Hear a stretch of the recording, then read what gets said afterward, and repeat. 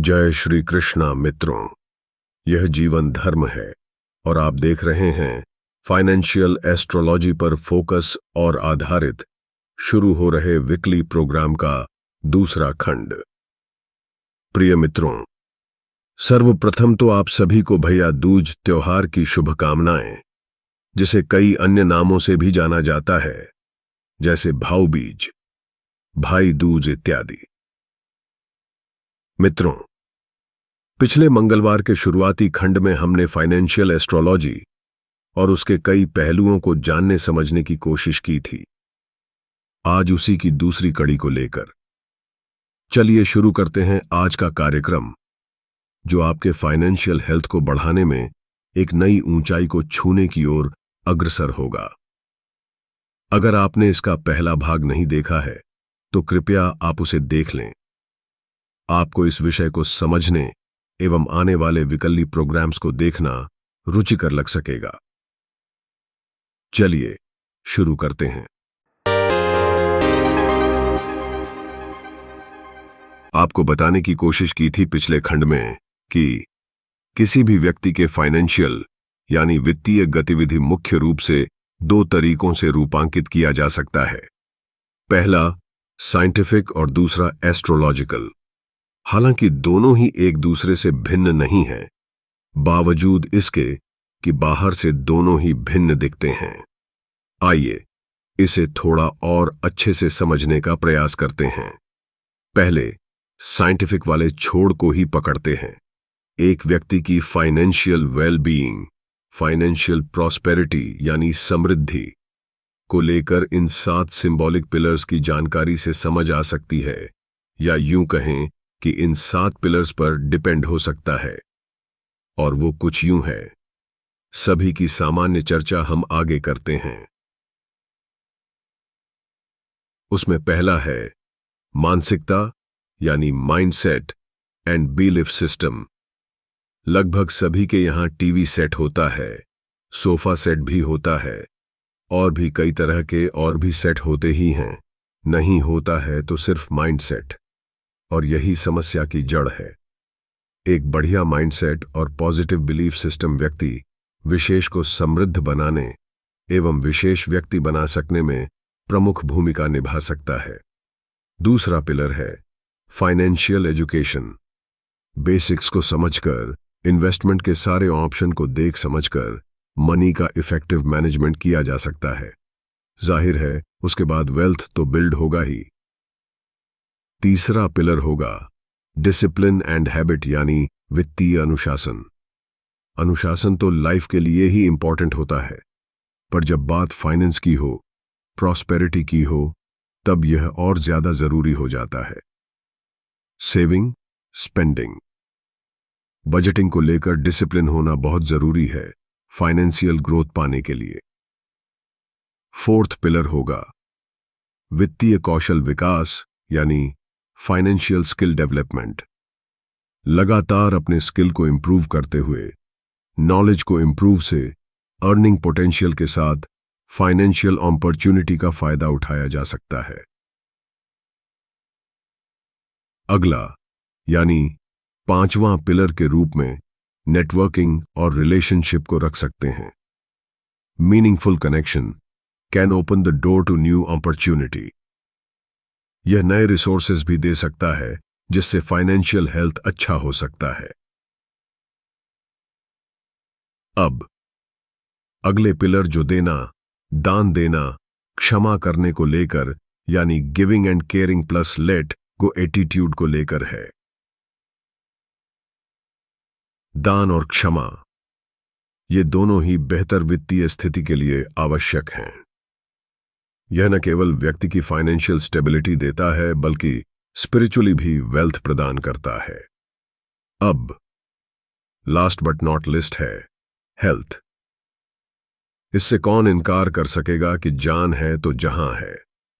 Physical health, mental health बिल्कुल direct impact डालता है earning capacity, productivity, financial stability पर। जाहिर है ग्रोथ होना और ग्रोथ होते रहना इसी पर डिपेंड होगा। ये सारे 7 पिलर्स व्यक्ति को विशेष या विशेष महत्व का व्यक्ति बनाते हैं, जो मुख्य रूप से फाइनेंशियल ही होता है। अब दूसरी तरफ चलते हैं, जहां हम जानेंगे कि फाइनेंशियली स्ट्रांग होने में एस्ट्रोलॉजी, फाइनेंशियल एस्ट्रोलॉजी किस प्रकार उपयोगी हो सकता है। अगर यह सब जानकारी आपको उपयोगी एवं ज्ञानवर्धक लग रही हो तो आपको इस चैनल को अभी सब्सक्राइब कर लेना चाहिए। साथ ही लाइक भी करना जरूरी है, इससे हमें प्रोत्साहन मिलता है। शेयर करके अपने मित्रों को भी इसका फायदा दिलवाइए। अभी अभी आपने सीखा है इसे, थोड़ा रिसर्च और कुछ और भी ज्यादा समझ आएगी आपको।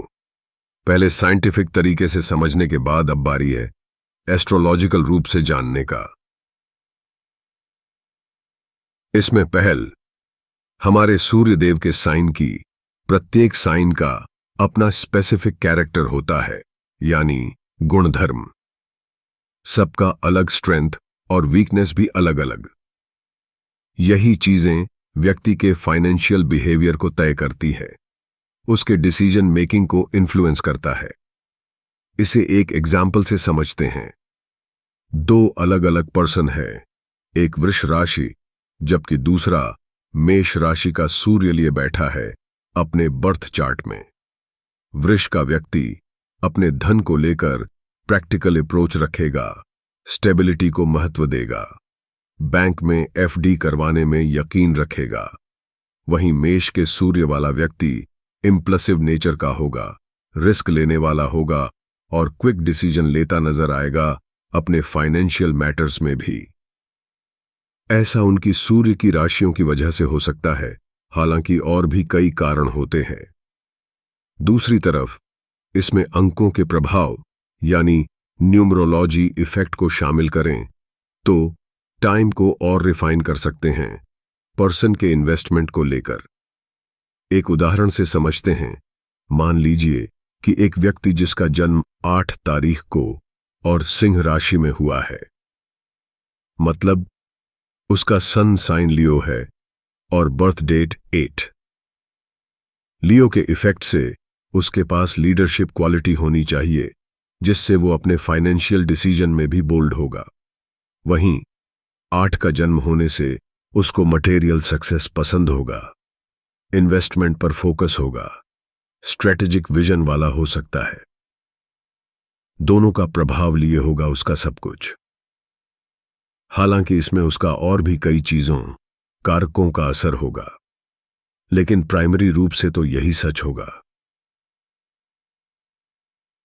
अब फाइनेंशियल डिसीजन के टाइमिंग तक पहुंचाने के लिए प्लैनेट्स का ट्रांजिट को देखना तो होगा ही, विशेष रूप से सूर्य के ट्रांजिट को। सूर्य की राशि, उस पर अन्य ग्रहों का प्रभाव फेवरेबल या नॉन फेवरेबल बनाते हैं। इसे थोड़ा और अच्छे से समझने का प्रयास करते हैं। अभी आपको बताया था कि साइंटिफिक रूप से 7 पिलर जिम्मेदार हो सकते हैं। अब आइए वो कैसे एस्ट्रोलॉजिकल कनेक्ट हैं ये देखते हैं। पहला था माइंडसेट। वो हमारे चंद्रदेव से जुड़ा हुआ है, जिसका मून सही उसका लाइफ का हर चीज बैलेंस, फाइनेंस भी। दूसरा फाइनेंशियल एजुकेशन। वो सीधा सीधा हमारे सूर्यदेव से संबंध है। सन, लाइट के लिए और लाइफ का फाइनेंस भी सनलाइट से ही ग्रोथ लेता है, जैसे कि बाकी जीव जंतु, यहां तक कि पौधे भी। सूर्य प्रकाश से ही पौधे फलते फूलते हैं। नेक्स्ट पिलर था डिसिप्लिन। जी हां, वो शनि महाराज से संबंधित है। सर्विस से जुड़ा कुछ भी हो, डिसिप्लिन चाहिए उसमें, और शनि उसके कारक हैं। चौथा स्किल डेवलपमेंट। उसके लिए बुध देव जिम्मेदार होते हैं। डेली बेसिस पर जो कुछ किया जाए, सब में उनका महत्व सबसे ज्यादा है। फिर नेटवर्किंग, जो कि शुक्र से संबंधित है। किसी भी तरह के रिलेशनशिप को बनाना उसको मेंटेन करना उनके अधिकार क्षेत्र में आता है। बारी है गिविंग एंड केयरिंग एटीट्यूड की, तो वहां गुरुदेव का पूरा अधिकार है। गुरु से ज्यादा कौन है जिसमें दया, करुणा, क्षमा करने वाला गुण हो। अंतिमतः हेल्थ इज वेल्थ, मार्स यानी मंगल देव है इसके लिए। व्यक्ति के जीवन की पहले क्षण से लेकर अंतिम पड़ाव तक सबके लिए मंगल जिम्मेदारी लेते हैं। हमारा ख्याल है अब आपको अच्छे से मालूम हो गया होगा कि किस तरह दोनों ही एक ही हैं, बस नजरिए की बात है। इसके अलावा numerological cycle, personal year, month number, day number इत्यादि से हम दिन तक का हाल निकाल सकते हैं। एक छोटा सा उदाहरण लेते हैं। मान लीजिए कि किसी के लिए यह वर्ष यानी 2024 के लिए उसका पर्सनल ईयर 1 हो। पर्सनल ईयर 1 का मतलब होगा कि वो कोई नया संकल्प, कि नया उद्योग लगाने या कोई नया इन्वेस्ट करने के लिए रेडी होगा, और इसे उसके सूर्य राशि से अलाइन कर लें तो और बेहतर रिजल्ट मिल सकेगा।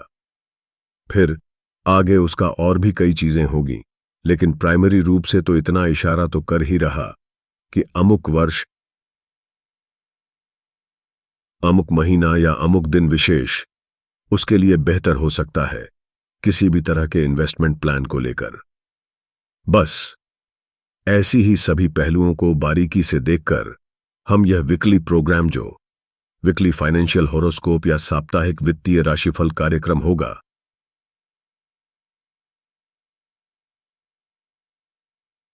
आपके लिए, आपको वित्तीय रूप से जागरूक करने को लेकर बनाया जा रहा है, जो हर रविवार की उपलब्ध हो सकेगा।